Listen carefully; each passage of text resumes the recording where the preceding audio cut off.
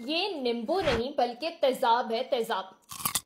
ओह, मस्त आधा नींबू काटो, इसको मुंह पे रगड़ लो, गोरे हो जाएंगे। और क्या, इतना ही तो आसान। अगर तुम्हें भी कहीं गलती से ऐसा लगता है तो तुम्हारी स्किन का बेड़ा गर्क होने से इस दुनिया की कोई ताकत नहीं बचा सकती। और बेड़ा गर्क भी भाई साहब कोई ऐसा वैसा नहीं, बल्कि पूरा टाइटैनिक जैसा, जिसको देखने गए भी लोग उल्टा डूब के मर गए। खुदा का वास्ता है तुम्हारे आगे, नींबू या तो चिकन कढ़ाई के ऊपर अच्छा लगता है, या फिर नींबू पानी के अंदर। मुंह के ऊपर नहीं लगाना होता इसको, क्योंकि स्किन के ऊपर ये एक एसिड का काम करता है, जिसको लगाकर अगर गलती से भी तुम हल्का सा धूप में चले गए या फिर हीट के आगे चले गए तो तुम्हारी स्किन पे बर्न होने से, यानी स्किन को जलने से और छाइयां पड़ने से कोई नहीं बचा सकता। क्योंकि नींबू के अंदर होता है एक ग्रुप ऑफ केमिकल्स, और जब भी ये केमिकल डायरेक्ट कांटेक्ट में आता है धूप के यानी सनलाइट के, तो स्किन बर्न हो जाती है, जल जाती है। अब कुछ लोग सोच रहे होंगे कि नींबू के अंदर तो विटामिन सी होता है, हम इसको फेस पे लगाएंगे, विटामिन सी तो स्किन के लिए अच्छा होता है, ये डॉक्टर हमारा भला चाहती नहीं। तो चलो विटामिन सी का भी सुन लो। विटामिन सी इतना बेपेंदे का लोटा है और हाईली अनस्टेबल इंग्रेडिएंट है। जब भी ये हवा के कांटेक्ट में आएगा, जब भी इसके ऊपर लाइट पड़ेगी, तो ये अनस्टेबल हो जाएगा, यानी मुंह पे लगाते भी रहोगे तो उसका कोई फायदा नहीं होने वाला। और जब वही विटामिन सी सीरम्स की फॉर्म में, क्रीम्स की फॉर्म में, डायरेक्टली डब्बियों में, बोतलों में पैक करके तुम्हें दिया जाता है कि बस खोल लो और इसको लगा लो और तुम्हारी स्किन पे उसका इफेक्ट आ जाएगा, तो फिर नींबुओं में से विटामिन सी क्यों निकाल रहे तुमने? इवन सीरम्स और क्रीम्स की फॉर्म में भी विटामिन सी को बनाने से लेकर, उसकी पैकेजिंग से लेकर तुम्हारी स्किन में जाने तक हर स्टेप बहुत फूंक फूंक के रखा जाए, तब ही वो प्रॉपर्ली अब्सॉर्ब होगा और तुम्हारी स्किन में उसका कोई भी इफेक्ट आएगा। और अगर हल्की सी भी बोतल खुली रह जाए तो उसमें हवा चली जाएगी, लाइट चली जाएगी, वो ऑक्सीडाइज हो जाएगा, अनस्टेबल हो जाएगा, उसका फायदा कोई नहीं होगा, उल्टा स्किन पर लग जाएगा। तो विटामिन सी का प्रॉपर एक्टिवेटेड फॉर्म में होना, उसका स्टेबल होना और कितनी कॉन्सेंट्रेशन में यूज कर रहे हो, ये सारी चीजें बहुत मैटर करती हैं for it to be effective anyways. तो अब अगर थोड़ा सा भी भेजा और कॉमन सेंस बची है तो समझ में आ गया होगा कि विटामिन सी को इस नींबू के रस में से निकालना और इसको मुंह पे लगा लेना और चलो जी हो गया काम, इतना आसान नहीं। एडेक कर ले तुझे घरे क्रीमा तो सीरम्स बनाने वाले रहंदे नहीं आइंस्टाइन। पर्सनली मैं विटामिन सी ना तो खुद इतना ज्यादा यूज करती हूँ और ना ही अपने पेशेंट्स को रेकमेंड करती हूँ कि ये मैंडेटरी है, अगर नहीं लगाएंगे तो हलाकत हो जाएगी। क्योंकि विटामिन सी का इटसेल्फ जो रोल है वो प्रोटेक्टिव है, ना कि क्यूरेटिव। अब इस बात का मतलब क्या हुआ? इस बात का मतलब ये है कि जो फ्यूचर में तुम्हारी स्किन पे डैमेज होना है, ये उससे तुम्हारी हिफाजत कर सकता है, ना कि जो पहले से डैमेज हो चुका है उसको रिवर्स कर देगा या उसको ठीक कर देगा बाय इटसेल्फ। और अब अगर जिंदगी में थोड़ा सा हया आ ही गया और स्किन केयर स्टार्ट करना ही चाहते हो तो सीधा जाके विटामिन सी के ऊपर लोट पोट नहीं हो जाना। एक अच्छा फेस वॉश ढूंढ लो अपनी स्किन टाइप के अकॉर्डिंग, एक मॉइस्चराइजर और एक सनब्लॉक।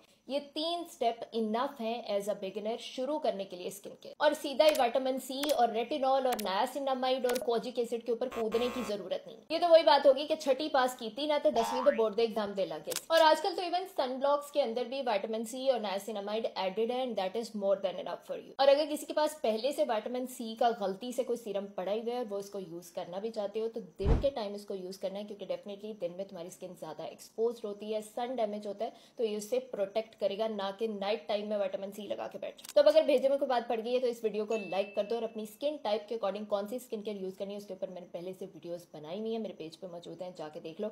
और अपने ये नींबू मुझे देते जाओ, मुझे जाके इसकी शिकंजी बनानी है, रोजा बहुत लग रहा है मुझे, इफ्तार में पीऊंगी मैं। चलो बाय।